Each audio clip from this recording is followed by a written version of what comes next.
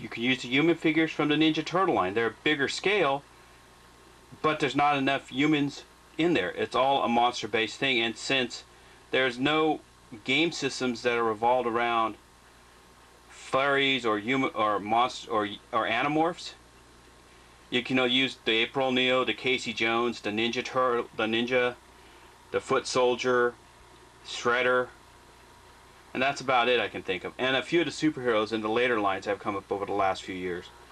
But you have the option of using brats. They're not too big. Using the smaller scale, they're not too big, their clothes are interchangeable, and you can dress them the way you want to a D20 game.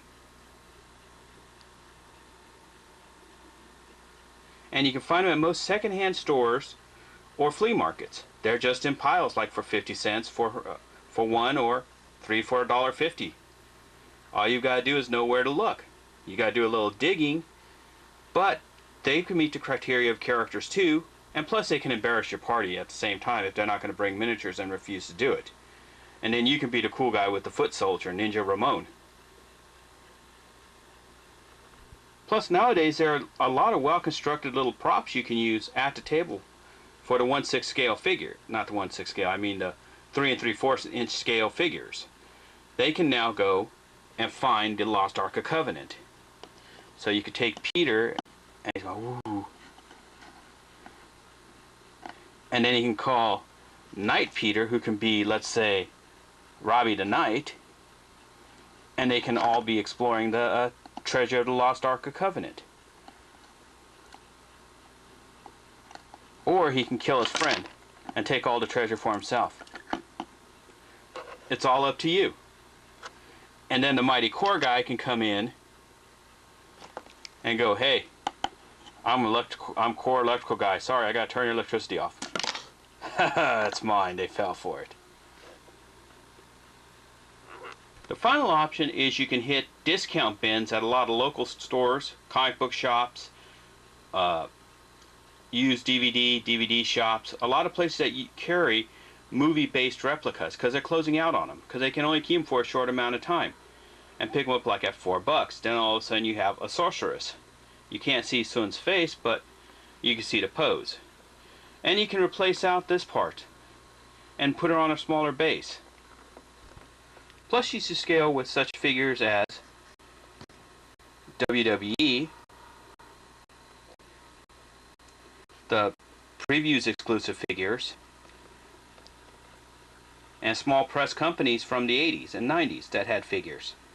You could use all these for characters, because who doesn't want to use Julie Strain, of the correct term, who doesn't want to play with Julie Strain as their character at a D&D game? Plus you can dress the figures up the way you want, like this Billy Gunn here is in the James Bond suit, and basically he's just some average Joe off the street who can be all of a sudden transported from one universe to another. Or you take his clothes off and you put some, let's say, some cotton around his waist, all of a sudden you got Billy the Barbarian. And then you've got Allura, and like I said, Julie Strain. Plus a lot of these figures from the 80s and early 90s and late 90s all had cool medieval weapons. If you can find them through toy boxes, bins, Walmart. Actually can't find them at Walmart, but I mean eBay as lots. You know, they'd be under Master Universe, but hey, or even Mega Weapons, which are to scale with these figures.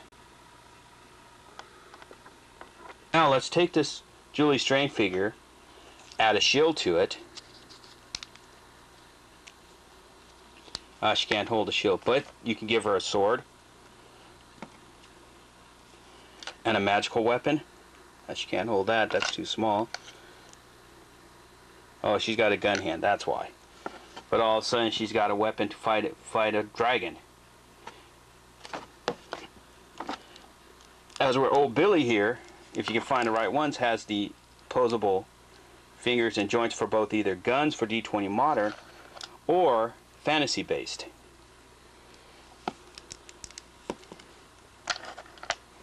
Give him the sorcerer staff.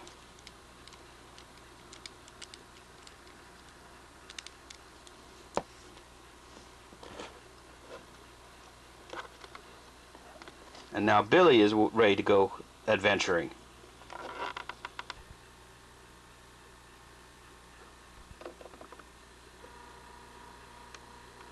I say find some miniatures, take some pride in your character, because after all, do you really want your character to look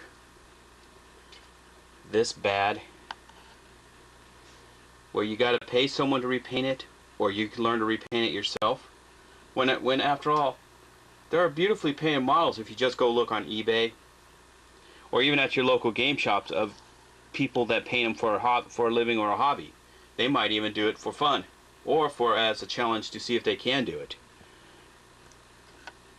So remember, when looking for props for the D&D table, the more energy the prop has, or character, the better the game will go. And the more pride you have with your model, the better you'll play the character even. After all, I've been playing that blue guy for almost 10 years now, and he's just a royal pain in the butt to everyone that knows him. But people remember that one model. So keep that in mind next time you're at the D&D table, choosing your model to represent your character. Don't just choose something like this just because it's convenient and in a box.